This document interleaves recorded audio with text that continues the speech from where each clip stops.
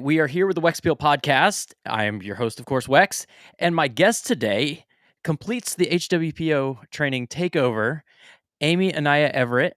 Welcome to the show. Thank you for coming on. Thank you so much for having me. I am very excited to have you on. You kind of caught on my radar once you joined up with HWPO, and I had seen you kind of here and there, and then saw all the content that you had with HWPO, and I was like, she's awesome. like like everything I see coming out, like she looks like a lot of fun. Like we need to talk and we need to have a chat. So Well, thank you. absolutely. So how is everything for you? You are on the West Coast right now, I am right? on the West Coast. Yes. In Yes. Oregon. How is everything in Oregon? Here right now in Florida, it is pouring rain outside. So I've got thunder and lightning outside. My dog is quivering over. Actually, I think he's in the closet. I think he's in the closet now, um, quivering from the thunder and lightning. But how's everything out in Oregon? Well, it is a beautiful day, but it is smoky. There's a fire somewhere, so we're getting a little bit of that smoke, which makes it kind of gloomy and like the apocalypse feel. Apocalypse. Uh huh. Apocalypse. Like the moon was red this morning when I got up to Oh, walk. And so that makes it like unfun to go outside. But typically, I mean, it is kind of fire season. So sometimes this happens in the summer, which is a bummer, but can't complain. I, It's nice.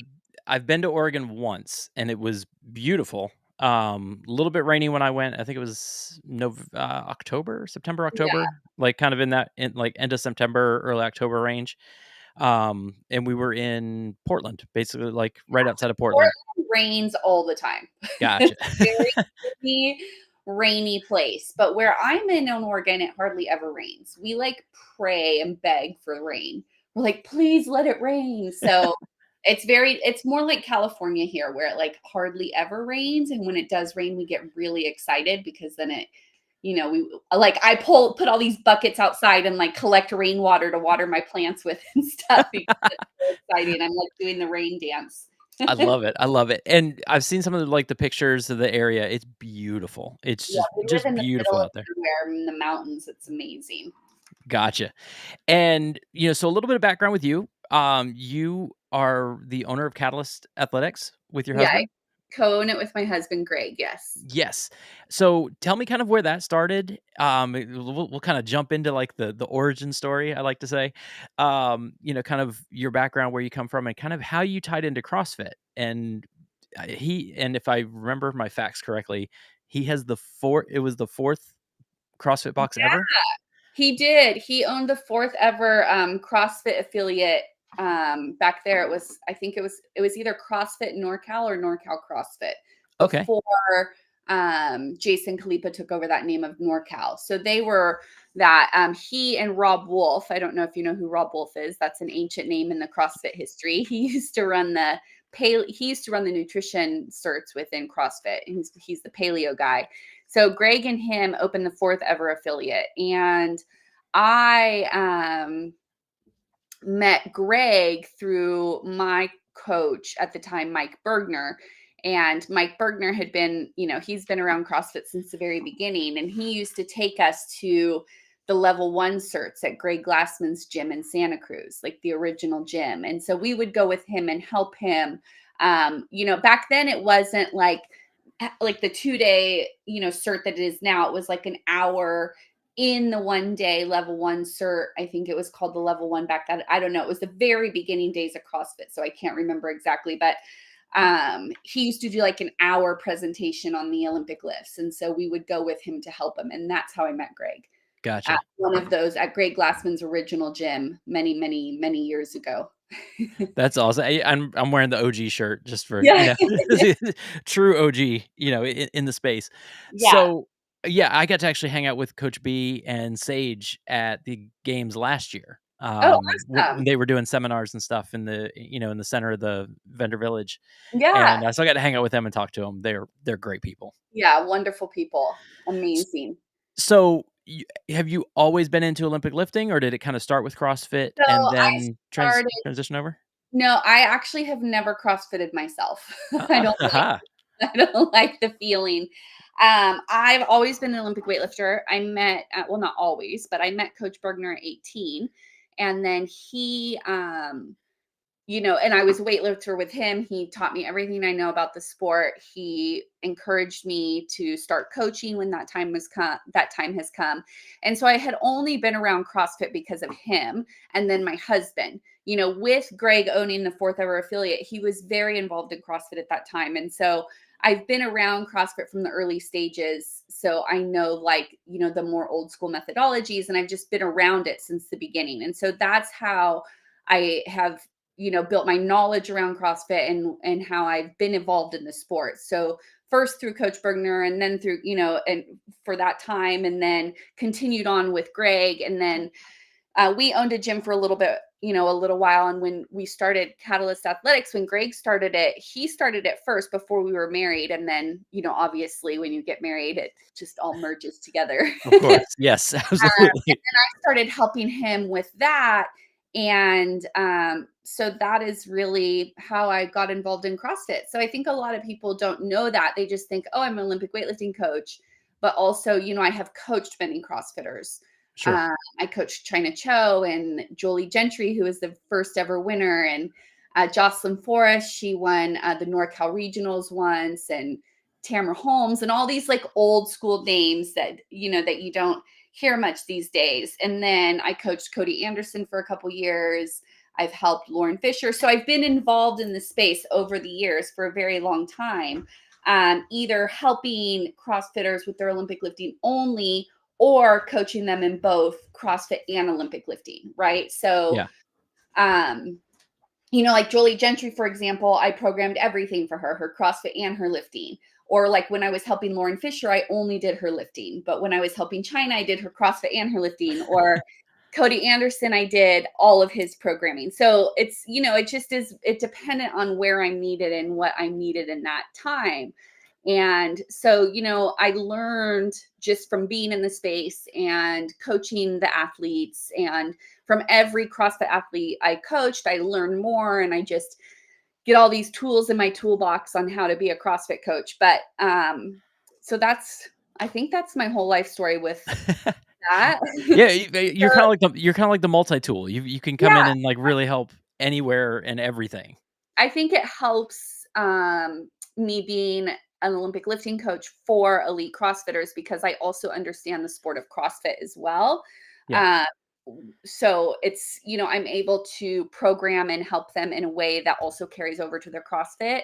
So I think that is, one of my strengths, but definitely it all got started in Coach Bergner's garage. He taught me a lot. Like I said, he encouraged me to start coaching. I did not want to coach at that time. I was in school because I wanted to be an FBI profiler. Ah. And he really encouraged me to coach. And so, then when Greg and I branched off and started, and we, did Catalyst, and I just grew and learned that way. And so it's been over 15 years of hard work. Wow, I love it. So you went to school to be an FBI profiler, or that's what you wanted to be? That's what I have my master's degrees in. Yes, because I saw you have a master's degree in psychology. Human behavior psychology and one in forensics. Okay, so you definitely know how people tick when Yeah. it comes to these different athletes, and as I've seen, like, through the different athletes that you've coached, there's a lot of different personalities that you have to kind of adapt to Oh, yeah, for sure. and and go along with. What has been the most, like, you go from wanting to be, in forensics and, in FBI to coaching weightlifting. Has there been a lot of things with it that you've like, "Hey, I'm actually taking this and carrying it over to." I don't think so. I think that I mean, people say, "Oh, that must be what makes you a good coach because you have these, two different degrees in psychology." Because my undergrad is in psychology too. But it's I don't know if that's what makes me a good coach, or that just the person that I am was drawn to coaching and also was drawn to psychology, right? Because the part of psychology that I love is well, of course, the mental aspect, and I am a very mental coach. I'm not a mental coach in the like, Yeah, you know what I mean? I'm yeah, not a mental coach, but I do coach. We work very mentally with my athletes. But I don't know if I wouldn't say that that comes from my psychology background. Like, it's not like I take things I learned in school and I'm like, oh, I'm going to apply this to my athlete. I think it's just who I am as a person and like what I embody as like the way I approach coaching. And I think like I did learn very much to coach from my soul from Mike Bergner, who I saw him very much coach from his soul. And it wasn't just about numbers and paperwork and, sending a program. It was so much more in depth to that. And I knew that that is the kind of coach that I wanted to be. And so like I took what he taught me for years and years. And then also what my coach later in my career, his name is Bob Morris, he also taught me a lot about being mentally tough and how to believe in yourself and different mental aspects. And his coaching also has a great influence on my coaching. So it's like I took what I learned from my two great coaches and developed my own coaching style. But then it's like I also, every athlete that I coach or every time we get through success or failures, that also all merges together also with what I know about the brain and the mind. And Yeah. so I think it just like all comes together in this like cyclone of amazingness where like, so I think it's like what came first, the chicken or the egg? Like, do I like psychology because I was meant to be in this position? Or did psychology help push me to this position? Gotcha. That And was a really big word vomit kind of answer. I love it. I'm all about it. The thing that just kind of exudes, like, this is the first time we've talked in person. We've gone back and forth on email and stuff like that. But like the first time we talked in person, but a lot of what I've seen has been social media, and your energy just kind of exudes from that. Like, it's just such a fun vibe. So I can see why people like really relate as far as listening to, the things that you have to say, and as far as how to make themselves better and working on that mentality. I was watching, again, a couple other your videos where you were talking about like, hey, if you miss a lift, like, miss it twice and then go Yeah. down, change it, because sometimes your head's just not in the game. Right, and then we just get frustrated, and then we like it's like beating a dead horse, but it's like beating yourself instead. And then what happens is like not only do you get frustrated in that moment and just completely fall apart, but then also next time you go to train and next time you're going towards those weights, you remember that. You're like, "Oh, last time I missed this 9 times." And it's like that's not really the way we want to approach things, right? Like that's Yeah. not doing us any good. It's only doing us a disservice to keep, setting ourselves up for failure like that. I've been there. I've definitely been the guy that's attempted to lift, 7, 8, 9 times and just been like, ah. You're like, it's right It's there. And it's right. It is right there. right Why there. is why is Yeah. this 2.5 pound plate so heavy? You're like, oh, I did it 9 times because it was right there. And it's like, well, if it was right there, you would have made it. Yeah. So obviously it wasn't right there. You were just like getting in a frustrated, angry state. So I mean, Yep. there are all the time and place for everything, but I don't want people to be like, oh, I tried it 8 times and I made it on my ninth time by like the hair on my chinny chin chin Hail Mary. And I'm like, I don't want that because you have to make it on the first time. So like, how do we get your mindset surrounding that? Yeah, I'm like, first and second time feels like it's an actual skill. Ninth time feels like it's just lucky. yeah, Like, exactly. you got it, but Like that was just a fluke. How yes, are we going to replicate that? absolutely. So you come with, like I said, a huge pedigree as far as the coaching tree, but you also coach for USA Olympic weightlifting, like Yes. the actual Olympic weightlifting, team, and you've taken people to great heights. One of my favorite athletes that is your athlete is Batty Rogers. That I just kind of the same thing with her social media. Like, it's just a vibe. Oh my God, It's absolutely just she's a vibe. a star. She's a So great star. so how, like, when you go into an event, like, how you're coaching multiple athletes, how are you able to kind of adjust and match those energies? Does everybody kind of go in with kind of the same, or do you feel like, one might be on a high, one might be on a low, and you've got to kind of match that? So if it's like a national competition, with our whole team, say there's 14 of them there. And this is something that I really had to work hard at as a coach.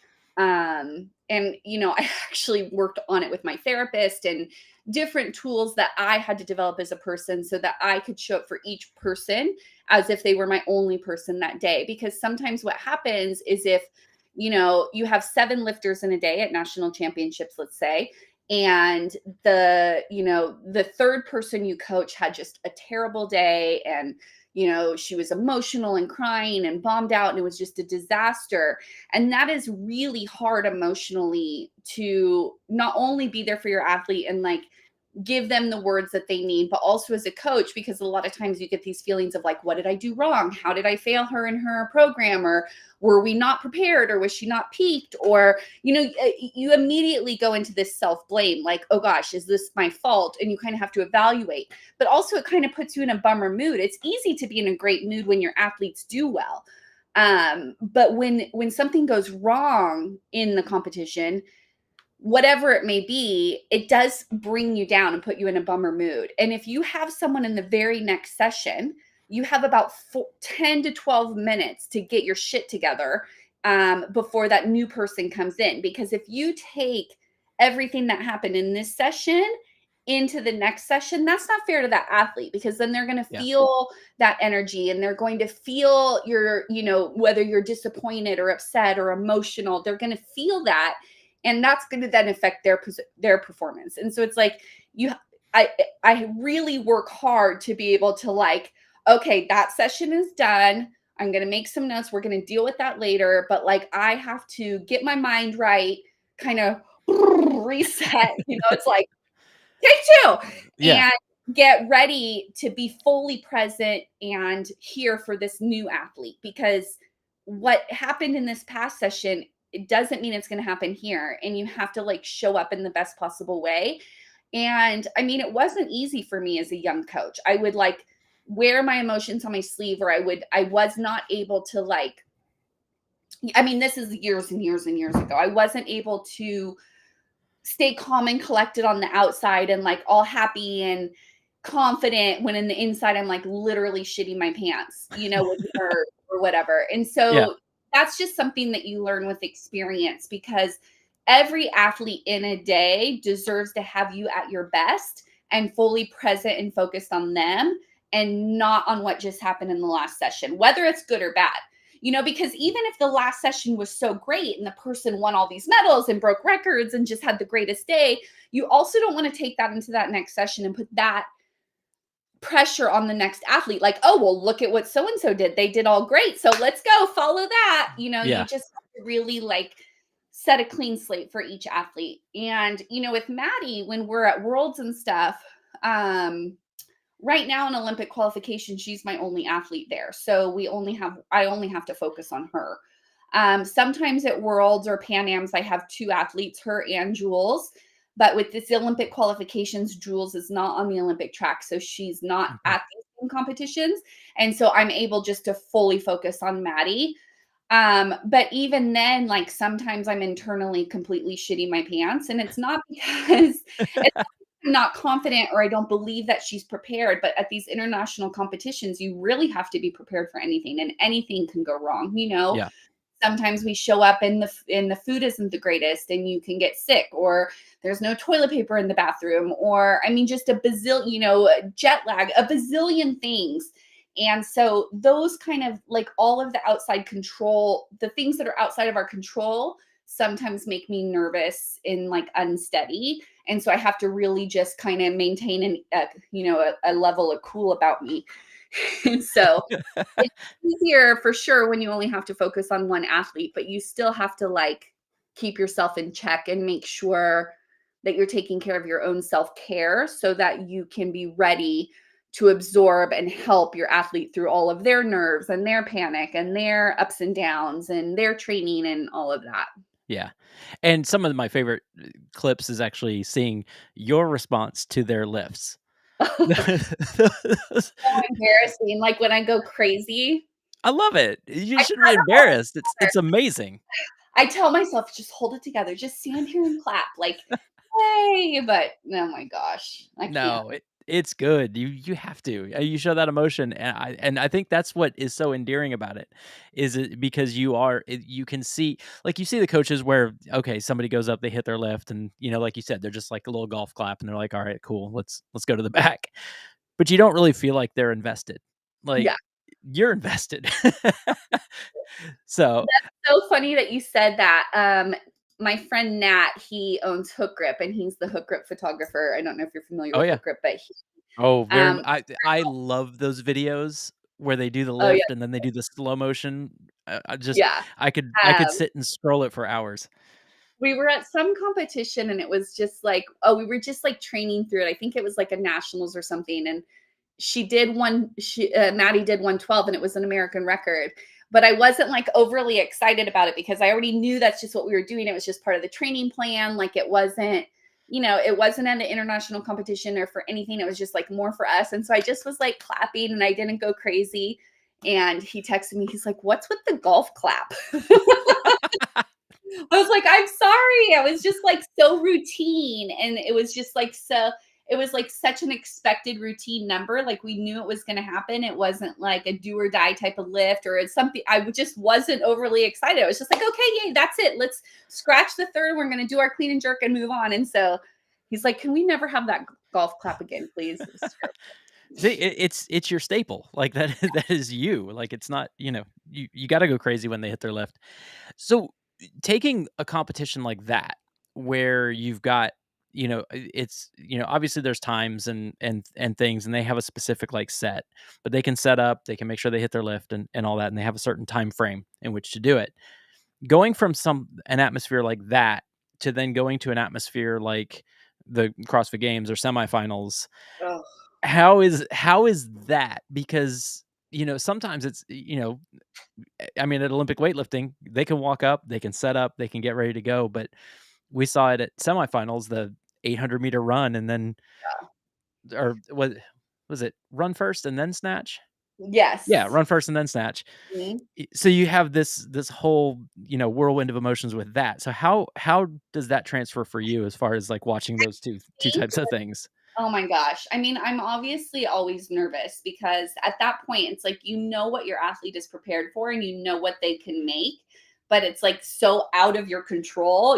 You can't, you just send them out there and you're like, okay, good luck. And it's so nerve wracking because you know what they've done in training. And even if the world doesn't see it, there's so much that the world doesn't see PRs and lifts that we do in training. And so I always know what they're ready for, but it's like, okay, are they going to do it? And that's a really, scary place to be. But I think the differences in weightlifting and CrossFit is weightlifting, everything is perfectly timed. You time the warm-ups. And so right, 2 minutes after their final warm-up, you go up and you take your opening attempt. Now, obviously, there's always things that can come into play, like the person that's going before you misses and suddenly has a 2-minute clock, or somebody all of a sudden jumps and you lose an attempt, or different things can happen. But for the most part, you know what to expect. But with CrossFit, you have to like warm them up and then you have to know they're going to corral for 8 to 12 minutes. And then you're like, oh God, okay, so what is that 8 to 12-minute rest going to do for them? Are they going to be able to like go out and hit the next weight, or do we need to like lower it? Or, so those are all things that you have to like practice and be prepared for, and know that those things do affect the moment. And it's in things can go insanely amazing or terribly wrong. In it would at semifinals with Jason, for example, I was losing my mind because he went off script. He did not, and it's like one of these things where I'm like, oh my God, that asshole, what is he doing? He is not sticking to the plan. He was just like, I'm gonna go rogue. But it worked out incredibly for him, right? So it's like That was a that. PR, right? Yes, it was a Yeah. PR, and I was like, "That asshole." I mean, I knew what he was capable of to snatch, but Yeah. it wasn't the plan to do it in that moment, and so it's like, oh my gosh, and so I remember Matt texted me and was like, "That asshole." I was like, "Seriously?" Like, totally off plan here, but it worked out so well for him because, he and And at the same time, I want to be like, wait, you went off plan, you didn't listen, that wasn't what we were supposed to do. But at the same time, I want to be like, I'm so proud of you for having the confidence to take a YOLO jump like that, or to take a big jump, and to know you to really believe that you can make it. I mean, I tell him all the time, you need to walk up to the barbell like you already are going to make it. You already know you're going to make it when you walk up to the barbell. So to see that, it's like, how can you be mad that he didn't stick to the plan when it really paid off? Yeah. Whereas if it didn't pay off, then I would have, lost it. But so those things are scary because in weightlifting, you're right there. The coach is right there next to him. We walk up to the chalk bucket with them. We can say any last words. We're right there in the vicinity. They can hear us. Mhm. But in CrossFit, it's like they're just out there by themselves. Hope it all works out, like, just Yeah. send it and just let them go. You like try to say what you can, then you're like, okay, good talk. See you out there, and just like hope for the best. Yeah, and then, of course, like you said, other things being taken into consideration. Did you go out too hard on the 800? Did did you do the other things that are going to limit you on your lift portion, even though I know what you can do? Yeah. So is that one of those things where you pull them aside and be like, "Hey, you're lucky that worked, because if it didn't, I'd strangle you." Well, I do think that we did, Matt and me and Jake all had some choice words with him. But at the time, I wasn't at semis. And so he FaceTimed me and I was bawling. I tend to cry when my athletes do well. And so it's like, I couldn't even say how pissed I was because all I could say was how proud I was. Yeah, Right? It's just like, I'm so proud of you because, you took control and you believed in yourself. And like, that's all I ask of him, is to believe in yourself and to be confident and to like believe in what you can do. Like, I believe in what you can do. And so it's like, he demonstrated that in that moment. And so it's like, all I have to do is be a proud coach, yeah, we just take it and learn. And so it's like, we practice these things and we prepare, we try to prepare for anything and hope for the best. And obviously it paid off for him. yeah, They all had a great snatch day. I'm just so happy. I'm yeah. really excited about this games event. So you just jumped my question. I was gonna say, as an Olympic weightlifting coach, how excited were you to hear the announcement for the Olympic total? Oh my gosh, I'm so excited. And it's funny because after semifinals, like in the past, the games have been so like predictable in that if you saw a heavy clean at semis, you'd probably see a heavy snatch at the games. Or if you saw a heavy heavy snatch at regionals, or back then it was regional. I always call Mhm. it regional, even though Yeah. it's semis. Um, if you saw a heavy snatch, then you could probably be prepared for a heavy clean and jerk at the games. And after semis, and they're like, oh, a heavy snatch, and like it's out of the way. And I was like, I don't trust that it's out of the way. And I literally said, I do not trust Adrian to not show up with some kind of heavy snatch at the games, whether it's a Yeah. snatch ladder, another heavy single, because he is good at his job, and I really believe that if anyone, he would be the one to be like, oh, everyone did a heavy snatch. They all think heavy snatching is over. They're not going to work on it, so we're putting it in again. And so I was determined to still attack the snatch. Um, and so I did, with all of Yeah. them. So I'm really happy that I trusted my gut with that because, sometimes a lot of my coaching comes on intuition and trusting my gut. And sometimes it pays off and sometimes it doesn't. But I just didn't want to bank on that. Like, I just didn't trust that he wouldn't put something like that in. And then Yeah. that it was announced, and I was like, oh, thank goodness I trusted my gut. So, has there been any more details coming out about what that format's gonna look like? Or No, is I it think just that basically yeah, there was a brief thing that said that they would only have 2 attempts, and like 20 seconds per lift or something. So I don't know how that's gonna look. I don't know if they're gonna have a bunch of weights lined up and you just start and you go, and there's gonna be, like kind of like a snatch ladder, how they rotate through the weights. Yeah. Like maybe they'll be able to rotate through the weights and go as heavy as you can, and you only have 2 attempts at each weight, and if you miss it Oh, twice, you're out. or if you just have 2 attempts total, like you go out there and you just load your first attempt, load your second attempt. So I'm curious to see how they're going to do that. I Hmm. don't know. That's that's interesting. So that's a different take because I heard 2 attempts and I'm like, I hope they don't mean that they're just gonna have, like, pick your number and go for, like, 2 attempts because I know they have 3 in Olympic weightlifting. Right. I hope it's not, I hope they're not cutting it by 1 and just giving them 2 attempts, just, see who's Yeah, gonna, I don't either. because that's dicey. But I actually like your format with, like, kind of I the mean, I really am hoping that's what it is because yeah, we've seen that in the past. And if they put a bunch of barbells out there, they can just go from snatch right into clean and jerk. yeah, And if they buzz it, you have 20 seconds to complete the lift until you go to the next weight. And then if you miss the next weight twice, so if you try it and miss it twice, then you're out of the like rotation. I don't know. I mean, I've seen them do that in a deadlift where it's like you keep going until you miss. If you miss it, you can like try again if you have time. If not, you're out. And then the gotcha. people that are left on the floor keep going. So I'm kind of hoping that is how it is, but who knows? We did a competition where actually, they did a ladder similar, and you start with a snatch. You snatch as far as you can go, and then you clean, and then once you get as far as you can clean, then you deadlift. And snatch was worth 3 points, clean was worth 2 points, and then your deadlift was 1 point. Oh, wow. So your goal was to try and get as far as you could in the snatch to get as many points, and then as far as you could in the clean. So it's a very Yeah. interesting format. I mean, I'm excited. I'm just so happy that they're putting a snatch and a clean and jerk in one event, and I'm just really excited about it.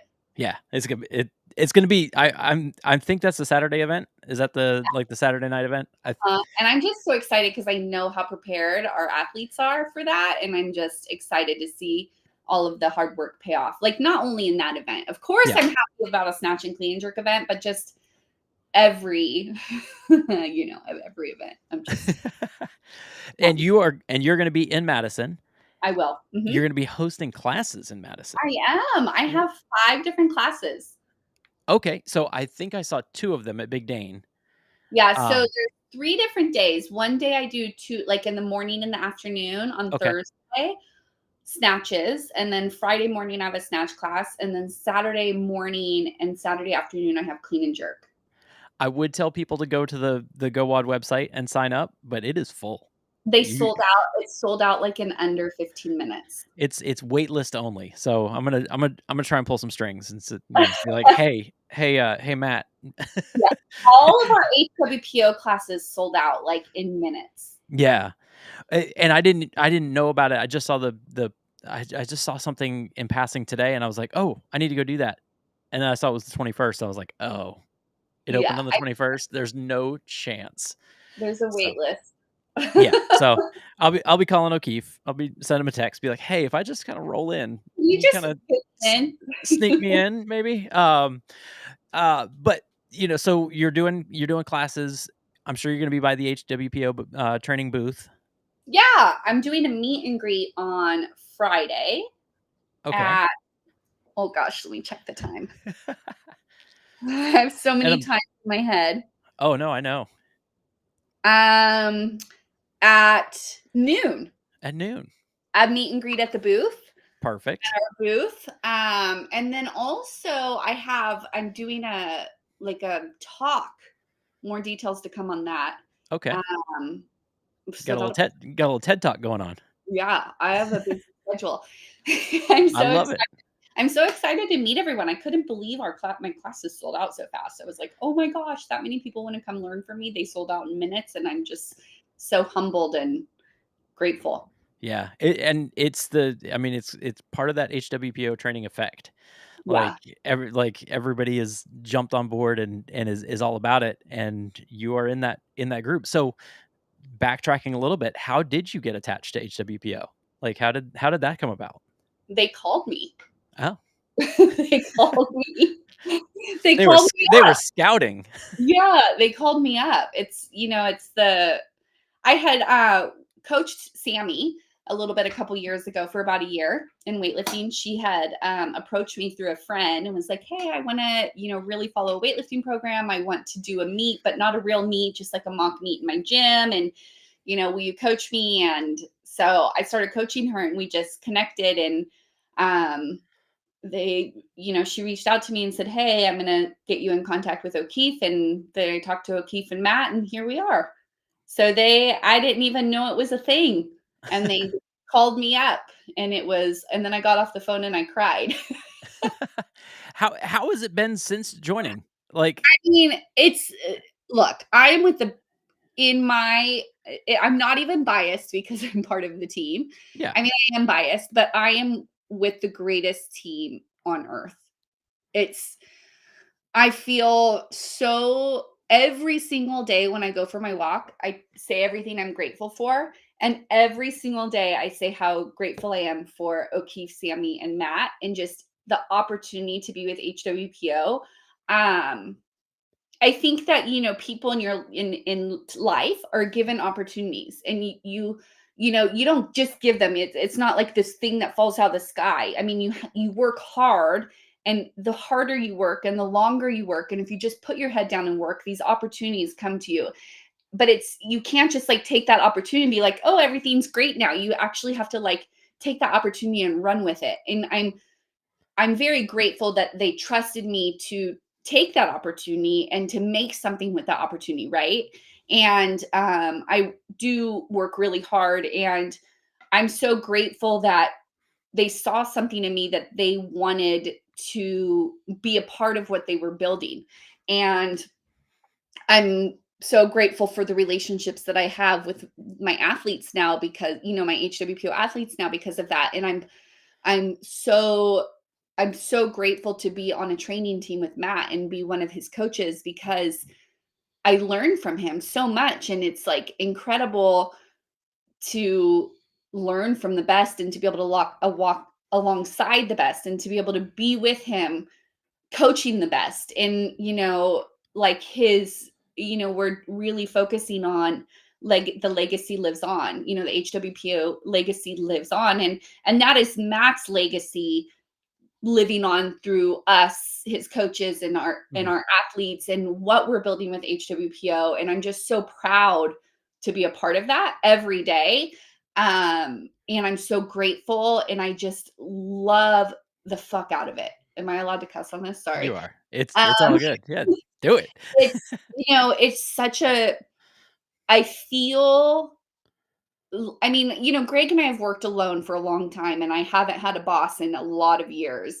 And it's scary to go from working on your own to like having bosses and working with people. But I think that it's more that I have bosses, but now I have a team Yeah, and like a family. And I just feel so at home. Like, I don't think I've ever felt so at home and so safe within a community of people that I get to help build something incredible with. And it's empowering, and it's, motivating and inspiring, and all of those good words that you can come up with to explain what a amazing thing that HWPO is. It really is Matt's legacy living on, and it's really cool to see. And I'm just happy to be a part of it in any way that I can.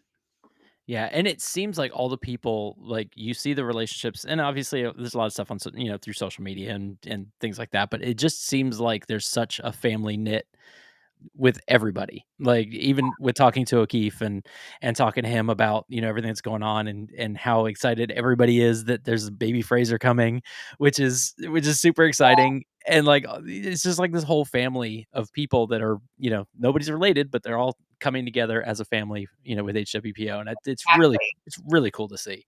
And Matt Um, just knows how to surround himself with amazing people. And so, he has a very strong vision in mind, and he wants to be surrounded by the best because it makes him better, and then it makes us all better. And I just think it's a really cool, um, his philosophy behind that, and his determination to have the best with him. And it feels good to be part of that, but it also is inspiring, and it makes me want to be better because now I don't even have to be better. Just I don't have to be better for myself or my athletes or my husband, but I have to be better for him.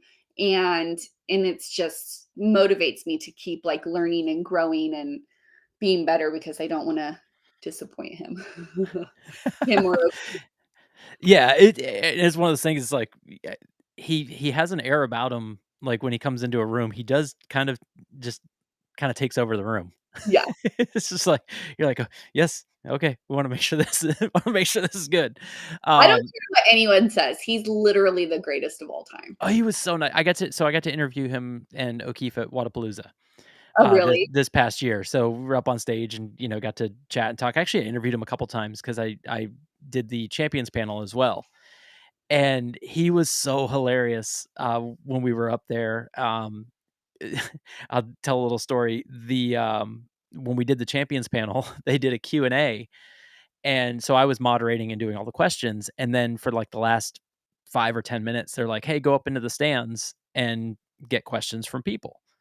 Like, "Alright, no problem." And this is when everybody thought the games was going to Birmingham, Alabama, Oh, yeah. and so I go up into the stands. First question is, "Are you guys excited to go to Birmingham?" And he looks at the crowd and he looks at all the other champs and he's like, "That was canceled, right?"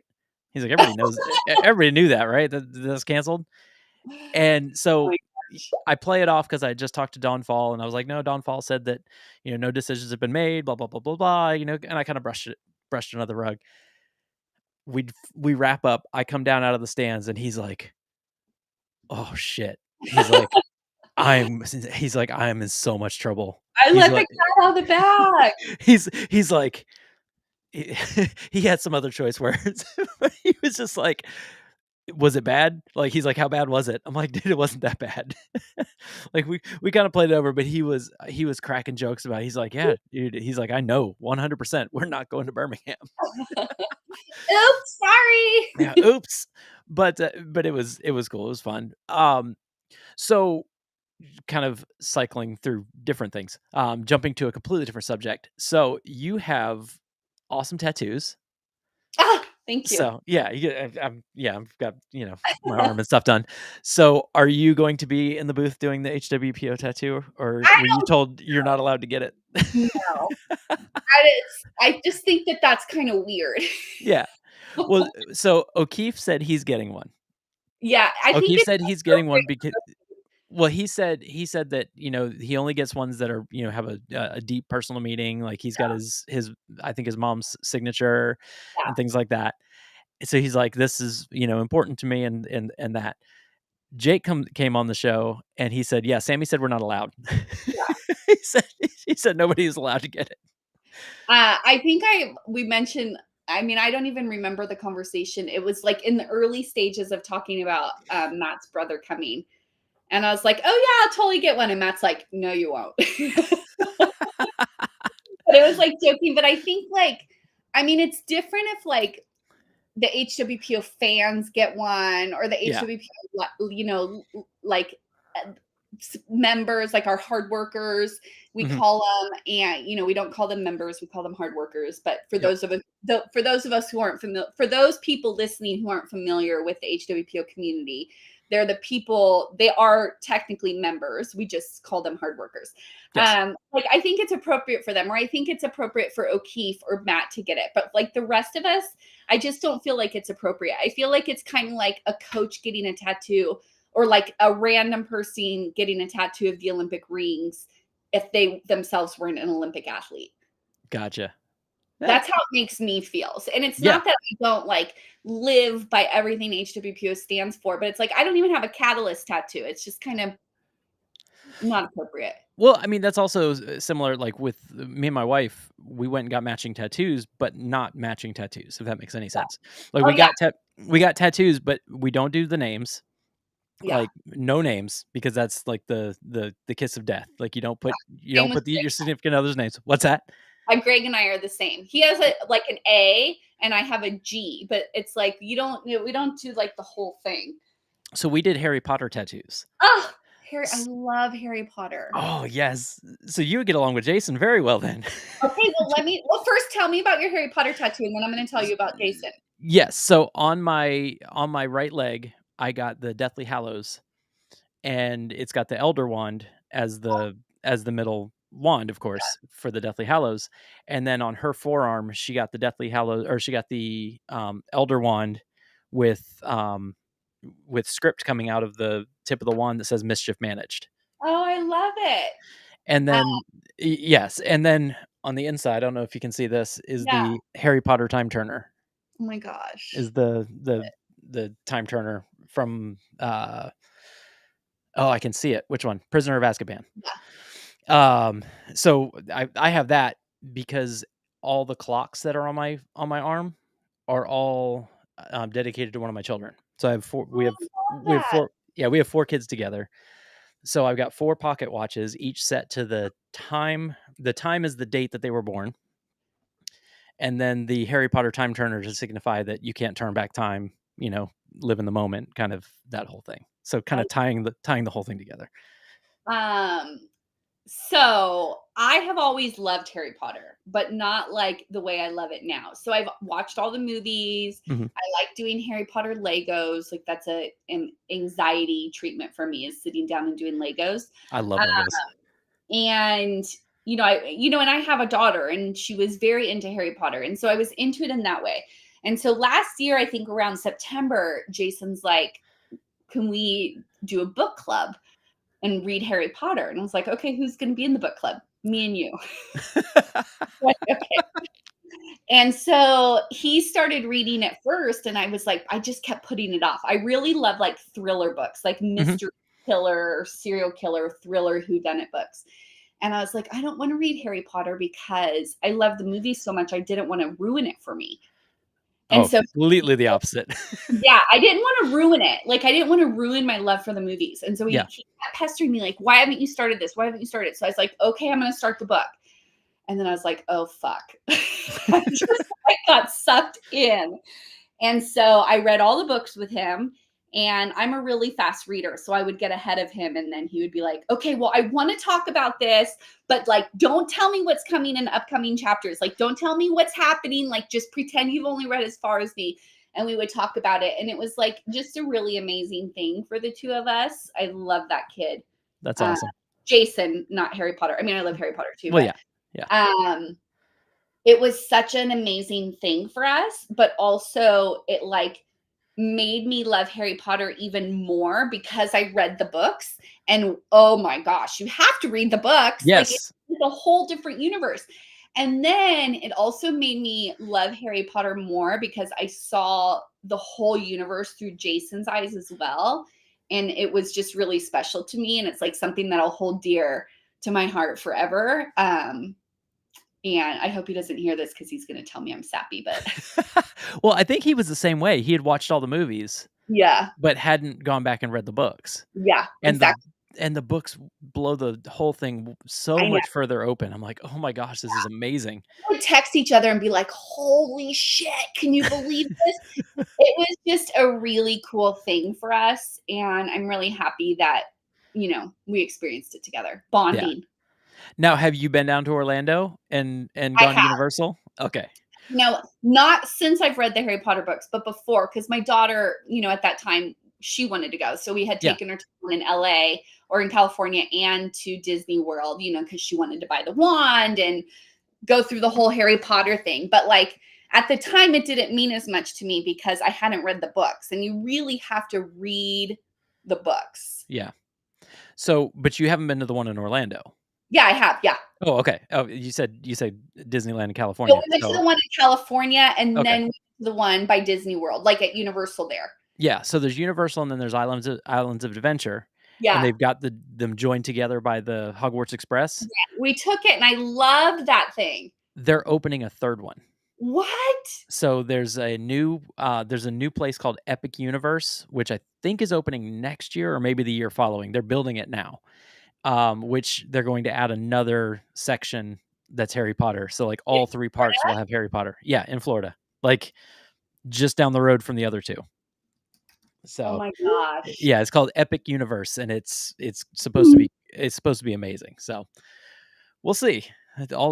All the more reason to bring all 4 of my kids down to down to Orlando to do it. So, Yeah. but So what is, other than the, obviously we'll get back to the games and wrap up here in a minute, but the, other than the, the Olympic event, the Olympic weightlifting event, is there anything you're looking forward to seeing or experience? You've been to the games before, I'm sure. I Yeah. mean, So is met there any all the way back to when they were in Romus. nice. Is there anything you're looking forward to this year that is just like I think that what is really cool for me this year, I mean, I went to the games last year with HWPO, but at that time, HWPO wasn't what it is right now, right? yeah, So I think the thing that, I mean, of course, I am so excited for all of our athletes and just to see everything that they have accomplished and done and all of the everything they've done in training. I just can't wait for the world to see what we get to see every week, every day. And that just it like fills me with pride already because I see how hard they work and what they've gone through. And it's just so motivating. I can't wait to see that be rewarded, and the world to see like, oh my gosh, this is the shape that these kids are in. And but I'm also just excited to be there with our HWPO community that we all have, the whole team has worked so hard for this entire year and to just meet everybody and all of our hard workers and the community events and to be able to do classes at Big Dane and meet people and that follow my program or are part of HWPO hard workers and the meet and greet and just the whole thing of being at the games with our new like our community that has been built is just like I'm just really excited for that because I think it's just going to be it's going to be a lot of hard work and it's going to be so rewarding. I know it. And so I'm just excited for the whole thing. Of course, the athletes are number one priority yeah. for me, and in all of us, but just I'm just really looking forward to seeing what what our team has worked so hard for to bring the community together. Community events and sweat events and everything is just going to be really cool to see transpire. And I just am so inspired by the people I work with and what they've done to put this together. It's just really cool, and I'm excited for that. Yeah, O'Keefe said he's gonna try and break a record on North Park with the most people that he can fit onto the field to do the sweat workout with him. Like the world's largest sweat. Yes. It's going to So, be really cool. well, Aimee, thank you so much for coming on the show and doing this. Like I said, I love everything about your energy and everything you got going on, and very excited to meet you in person in Madison. And I wish you the best, and can't wait till next week. Gosh, it's only what, a week away. Yeah, not even. I Yeah. leave. What's that? I said, "Oh gosh, not even. I leave in a few days." Yeah, I get there on Monday, so I'll Okay, be there. well, I look forward to meeting you in person. Yes, absolutely. Well, thank you so much. Thank you for having me on this podcast. It's really awesome to see you and meet you and talk to your community. Well, thank you so much, and we'll chat soon. Okay, bye-bye.